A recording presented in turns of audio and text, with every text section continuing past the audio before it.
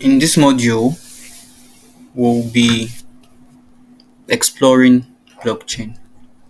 So I know this course is research a research focused course as how to understanding how to research cryptocurrency products, cryptocurrency tokens rather in the Web3 space.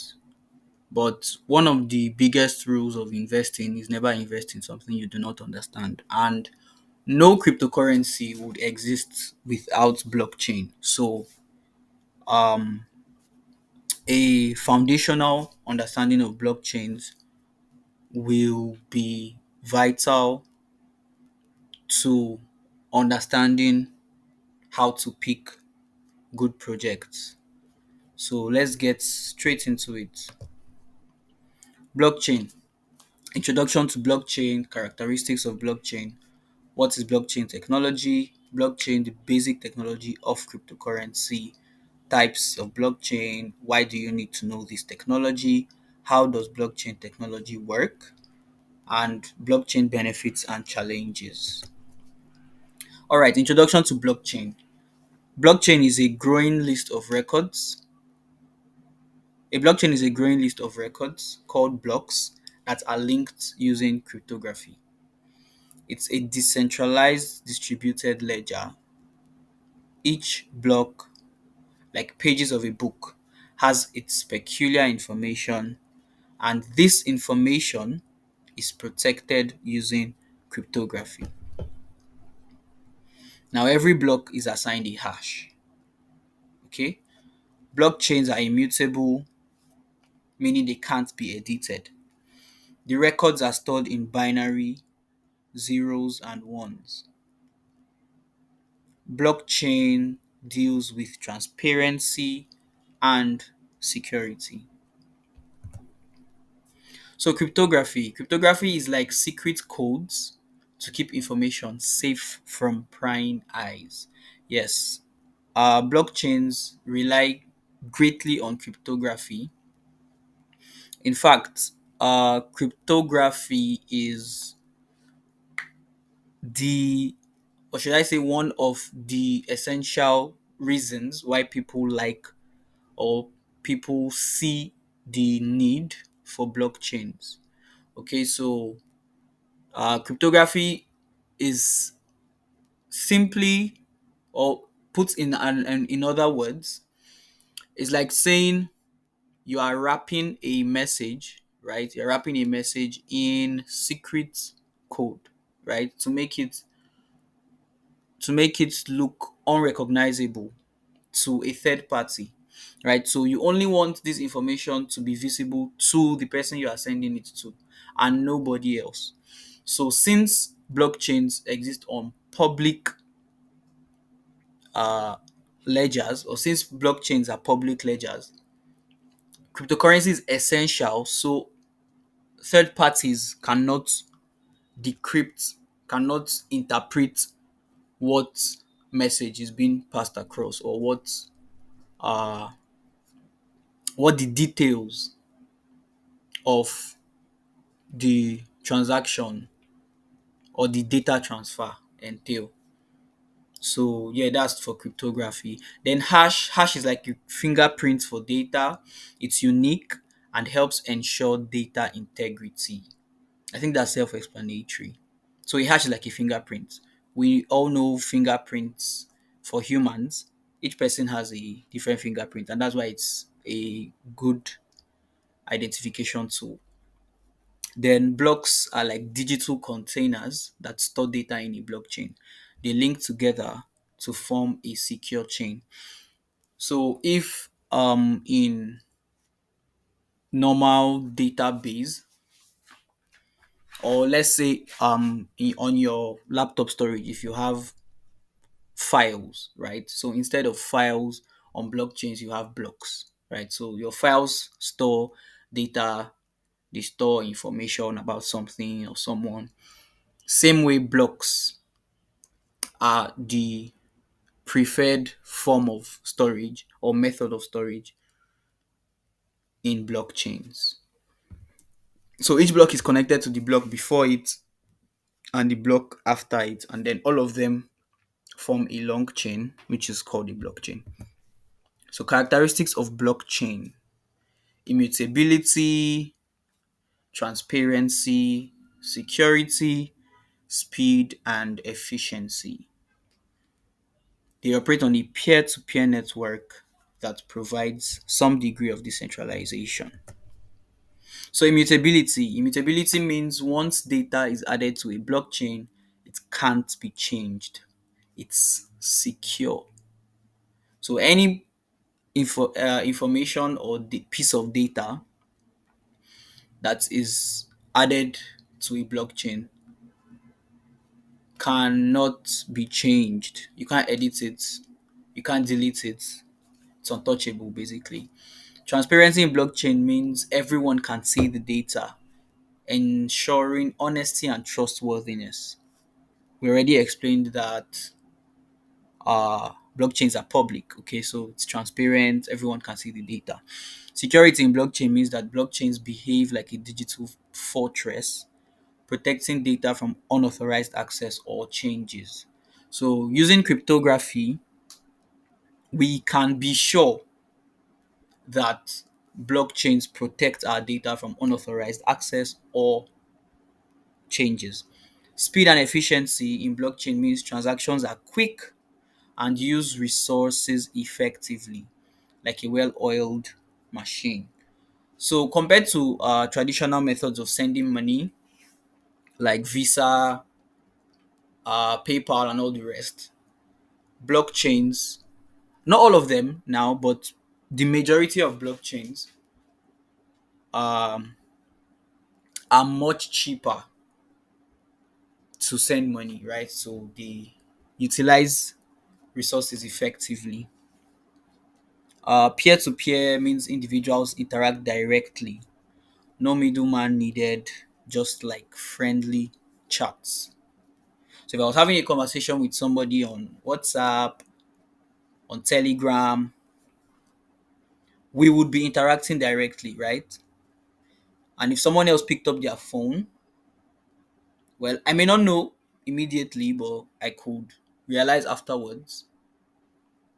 But the point is, we will interact directly. Okay, there's no um help me tell this person to tell this person. No, as we interact directly. Hello, hi, and all of that. So that's similar to how blockchains work. You don't need to go through a third party. You just uh go on the user interface, D app or wallet, and then you interact with either an individual or a decentralized application.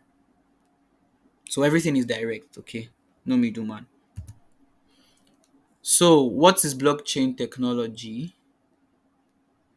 The blockchain is basically a simple register of transactions. It is a chain of blocks. Um, we've already examined this. The difference between this ledger and the ledger you may have in your bank account is that it is public to the world. So that means you can't fake it because the whole planet can see the transaction. Of course, the parties to the transaction can be anonymous, and they usually are, right? Uh, Blockchain is the technology behind Bitcoin. So Bitcoin is the first cryptocurrency to utilize blockchain. So Bitcoin is the first blockchain and it is the first cryptocurrency. A ledger is like a digital diary keeping track of transactions in blockchain, just like logs, just like data logs, right? So types of blockchains, we have public or permissionless blockchain.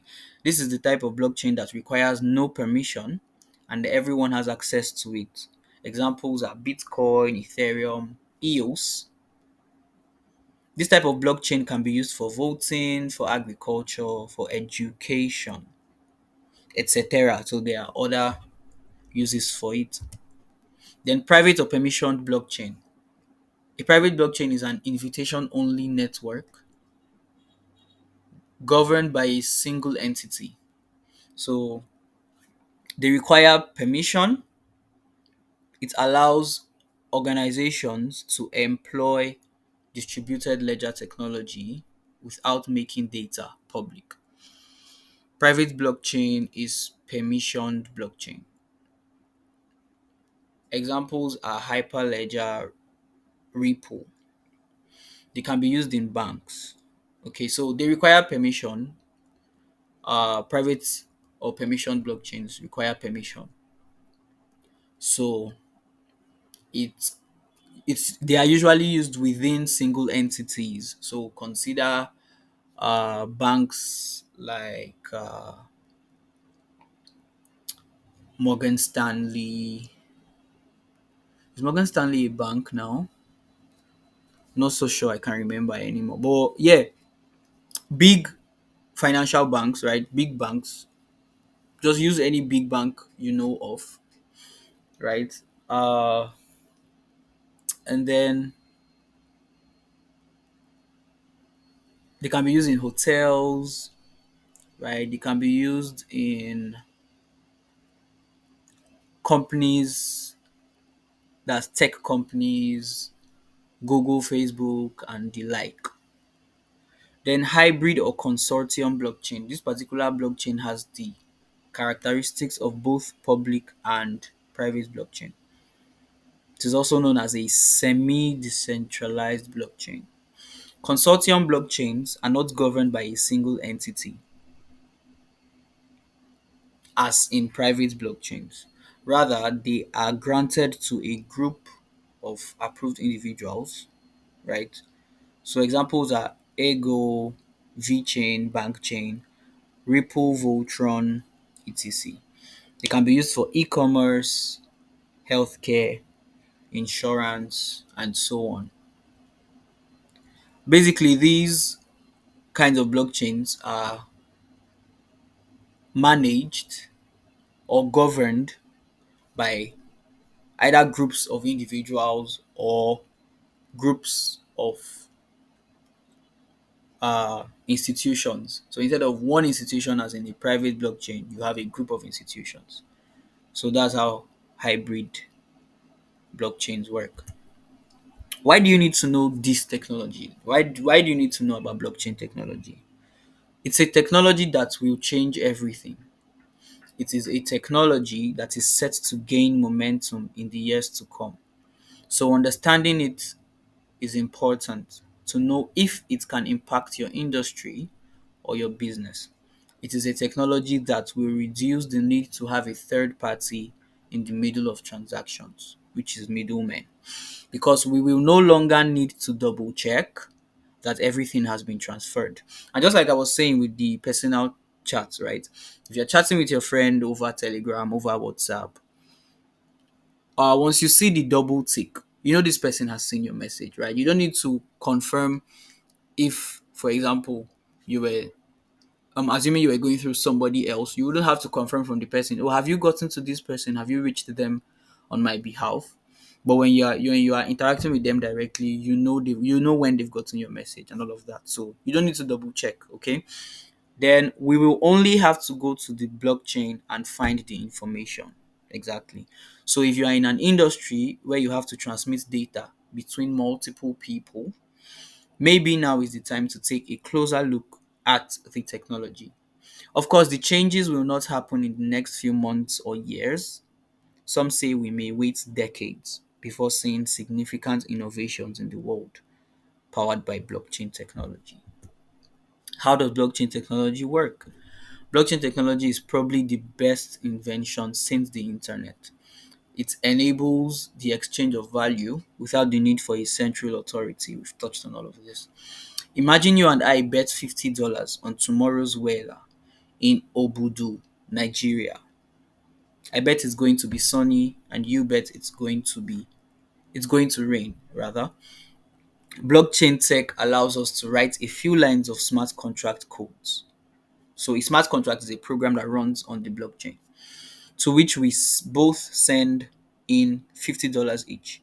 This program will keep the $100 safe and automatically check tomorrow's weather conditions on multiple data sources. Sunny or rainy, it will automatically transfer the total amount to the winner. Each party can verify the logic of the contract, and once launched into the blockchain, it cannot be changed or stopped. This process might be too much effort for a $50 bet, but imagine how this could expedite selling a house or a business. All right, so imagine this whole process, but instead of a $50 bet, you are selling a 300K, $300,000 house or something like that, or a car, you know, or a business.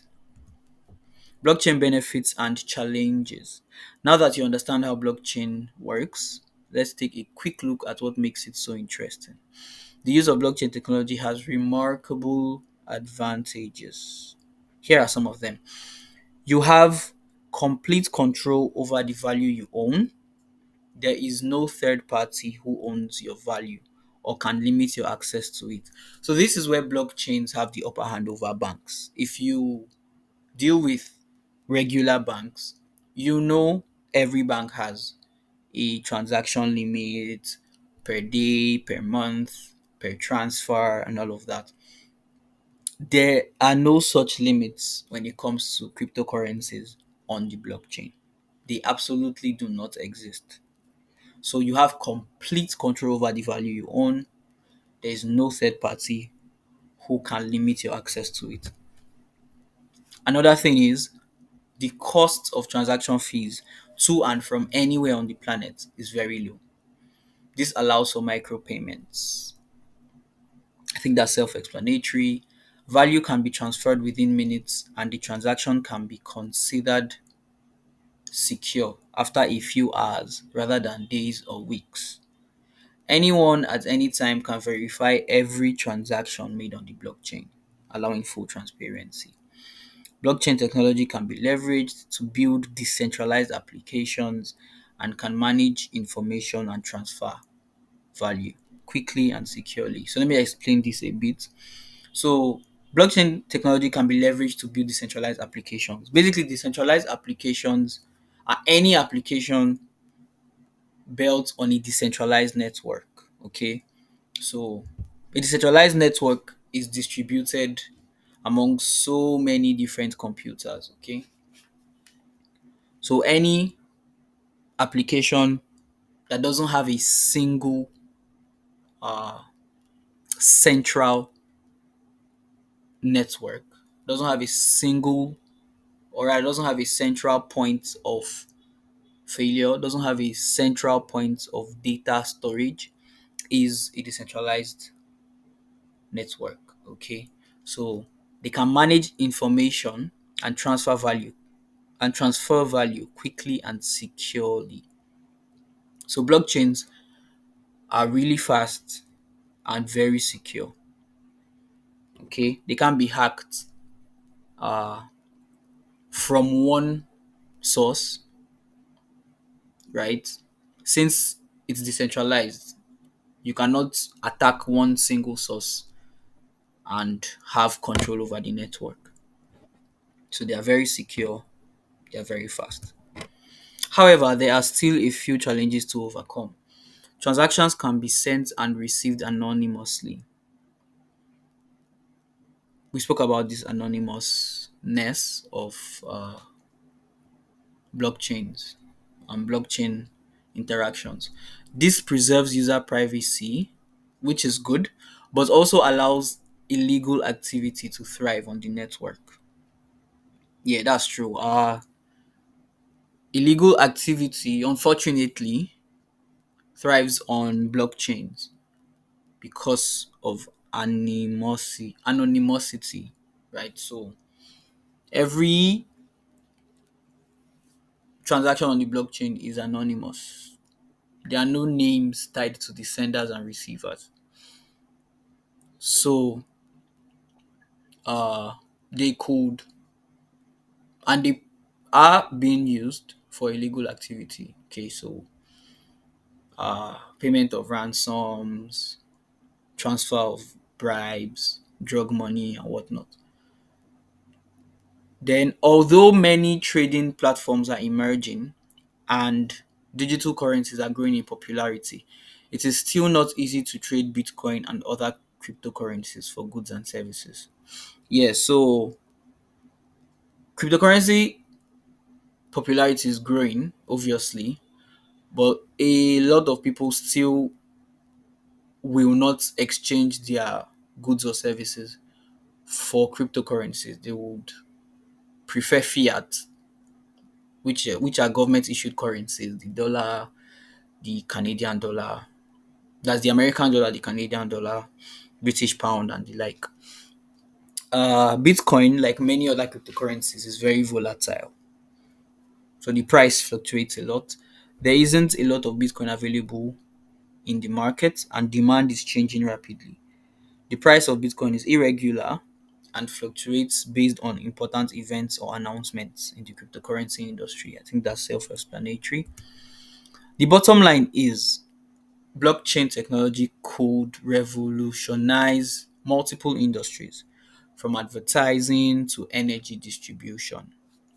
It cuts across so many, that's blockchain advantages or utilities cut across so many different industries. Its main power lies in its decentralized nature and its ability to eliminate the need for trust. So, yeah, blockchains are extremely secure due to their decentralization, and then they are trustless. So, you don't have to trust someone to put your, like, in order to transact with them, because you can just go through a smart contract, and a smart contract cannot be cheated. Okay, so remember smart contracts from the explanation we made about the $50 bet, right? So once you put your money into a smart contract, it can't be cheated. So you don't have to trust that the person will hold up their end of the bargain. Okay, so yeah, that's that. That's all for this topic. Thank you for your time, and see you in the next section.